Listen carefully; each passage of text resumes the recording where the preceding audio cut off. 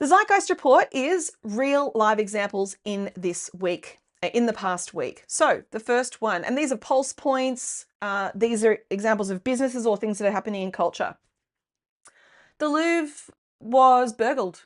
Hey, what was interesting was as we all know, there was a burglary at the Louvre in Paris, and valuable jewels were stolen by 4 burglars, and this very brazen plot that was deployed with a ladder and what were they, scooters that they got away with it. What I'm interested in is the way the world responded to it.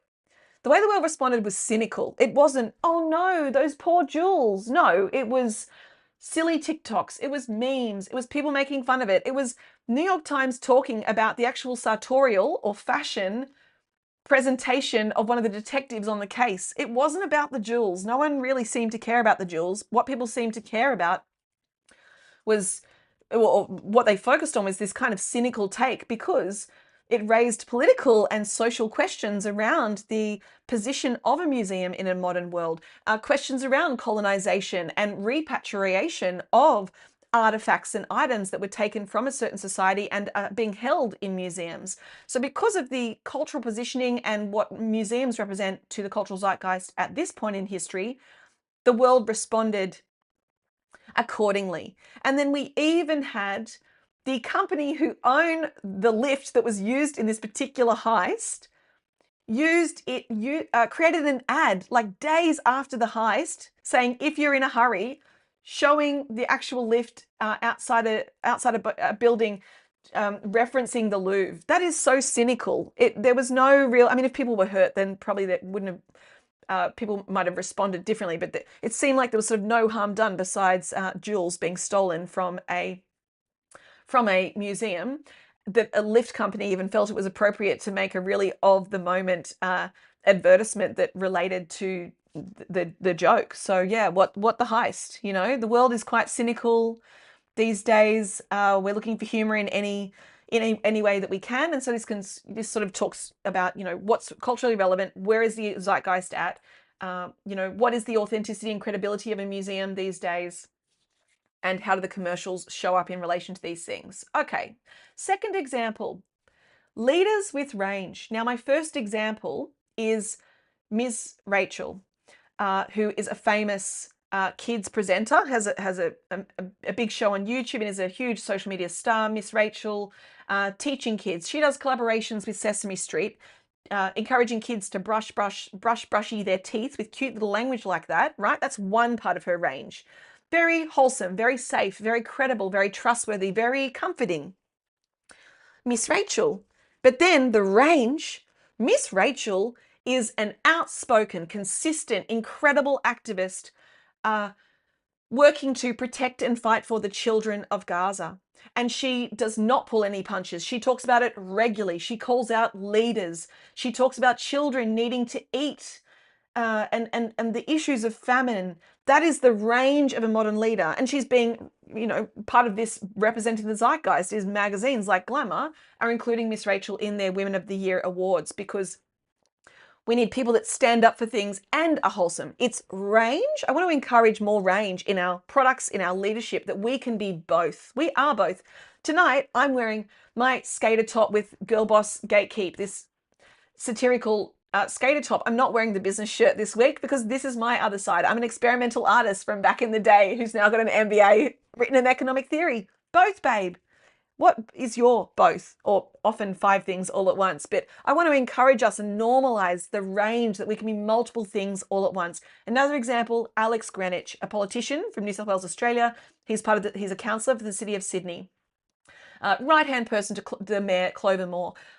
Alex has just come out recently. Alex has fought for incredible, he's an activist and fights for really important human rights and LGBTIQA issues that are important. And this week he's come out with a really important story about his work, but his physicality is a huge part of that story.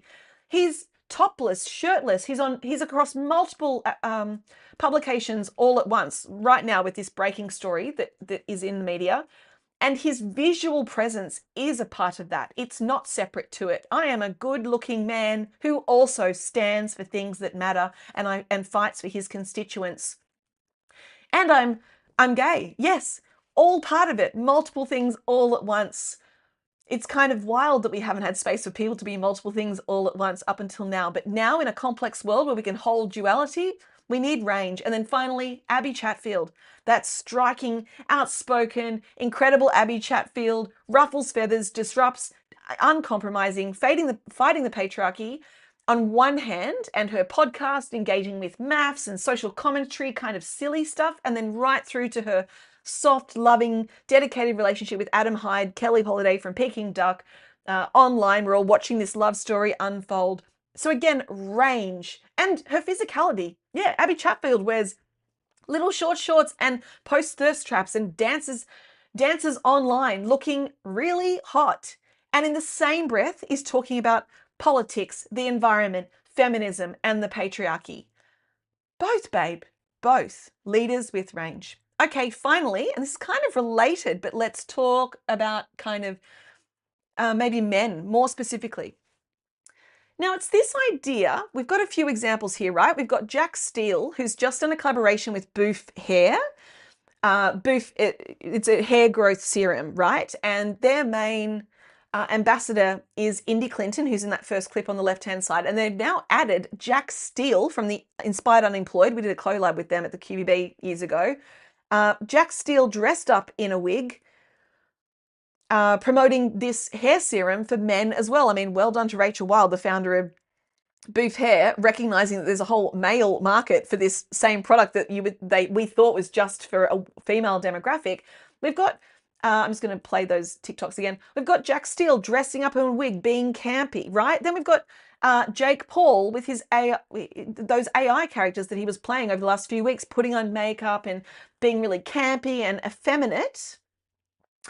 And then finally, I'll round this together. Finally, that last TikTok, this group of boys, actually it's the other uninspired, unemployed Matt Falcon, took a trip down to Bondi to Motoric, right? This fashion store in Bondi Beach.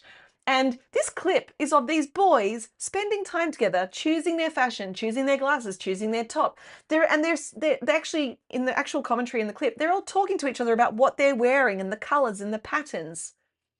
Now, I believe we've moved from an age of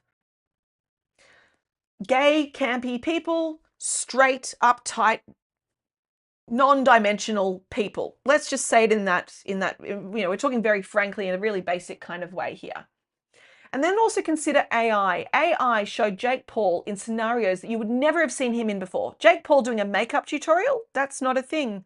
Well, with AI, a simulation can occur where a man can suddenly do things, play with his femininity, play with his identity, play with his expression, and break the taboo and feel free.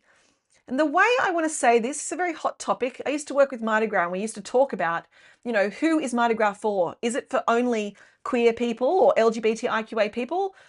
And is it also for straight people as allies? Where is the line drawn? When you narrow down on the spectrum of sexuality, the veil becomes very thin of who is allowed to be this and who is allowed to do that. And I believe we're moving into a future. I think the veil is very thin for straight men. I don't really like using terms that are so sort of binary, but men that identify as straight. In gay culture, it's more normalized to behave in campy, effeminate, colorful, expressive ways. But in straight culture, we have so little parameter for that. But I believe those parameters are widening because, men are human beings with expression, desire, feminine and masculine traits. Why wouldn't they want to explore and finally let go of the rigidity and the restrictions of what they're allowed to be and not be? Men and women, because we could also say this, we could also break this down for women, playing with masculinity as an expression point and structure and leadership. I mean, I'm a woman in an economic theory space. That's a very masculine patriarchal setting and it's very uncomfortable, but I know that it's the right place for me to be. I want us to hold space for us to break free of the limitations of what we think we're allowed to be and be full human beings that can hang out with their mates and choose some fashion on the weekend and then go and rope a bull or pick up a bale of hay or drive a truck, whatever, stereotypes. I'm kind of kidding, like whatever masculine stereotypes. I just think when we drill down to these things, the veil becomes very thin between what is masculine, what is feminine, what is straight, what is gay. And I believe we're moving into a future, and with AI, I think it will help to create more simulation where people can become what they couldn't be before, and that will create a normalization of in reality where things start to merge together and we become much more multidimensional beings.